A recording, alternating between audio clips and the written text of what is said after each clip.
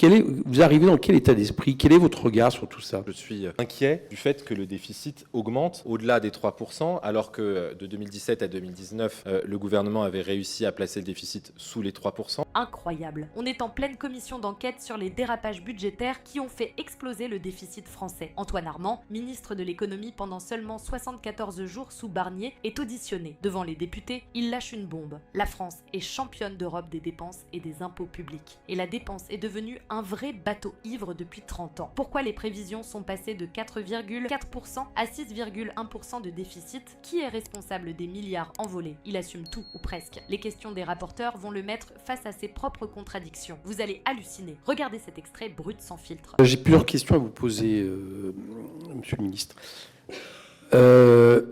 Vous avez fait l'ENA, vous êtes sorti en 2019 de l'ENA, vous avez été inspecteur des finances, vous êtes élu en 2022.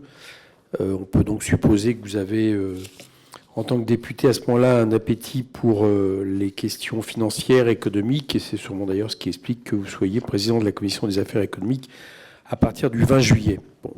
Pendant toute cette période, je rappelle ce que je pense, ce que vous êtes censé savoir comme nous. Je ne parle pas des informations que nous n'avions pas à notre disposition, mais le 27 septembre 2023, le projet de loi de finances prévoit un déficit à moins 4,4 pour 2024.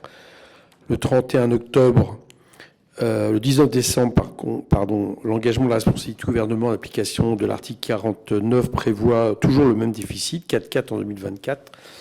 Le 18 février, Bruno Le Maire renouvelle l'objectif d'un déficit public à 4,4 sur TF1. Le 20 février, idem, Thomas Cazenave. Le 17 avril, présentation au Conseil des ministres du programme de stabilité prévoyant finalement moins 5,1%. Et le 9 septembre 2024, Bruno Le Maire et Thomas Cazenave sont venus peu de temps avant de votre nomination nous informer d'une aggravation du déficit de 5,1 à 5,6%. Donc ma première question, c'est, avant de prendre votre poste de ministre, vous, à ce moment-là, en tant que, sur toutes ces questions-là, sur ces annonces, sur cette augmentation progressive, en tant que député, en tant qu'acteur de la vie politique, mais ayant une formation, je l'ai dit, liée aux questions de finances, vous arrivez dans quel état d'esprit? Quel est votre regard sur tout ça? Comment vous voyez les choses? Comment vous analysez ces chiffres qui n'ont pas cessé de monter en termes du déficit non prévu, etc. Voilà, j'aimerais savoir un petit peu rétrospectivement ce que vous en pensiez à ce moment-là.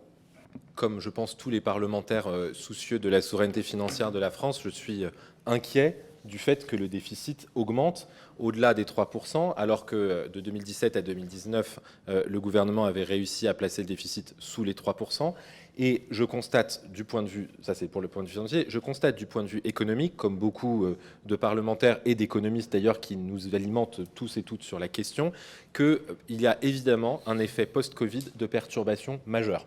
Autrement dit, et je pense qu'on en reparlera peut-être dans l'élasticité des prélèvements au PIB notamment, que à la fois la perturbation des chaînes de valeur mondiales, la perturbation du commerce international, la perturbation causée dans le bon sens du terme, là cette fois par les aides qui ont été apportées au tissu économique, font que l'appréhension qu'on peut avoir des grandes variables macroéconomiques comme la croissance, la part du commerce international qui nourrit la croissance et l'inflation sont friables, hachées et beaucoup plus difficiles à définir. Ce qui est d'ailleurs le cas de la plupart des pays européens et même extra-européens, et que nous sommes plongés dans une incertitude importante qui commanderait encore plus de vigilance sur les dépenses comme sur les recettes.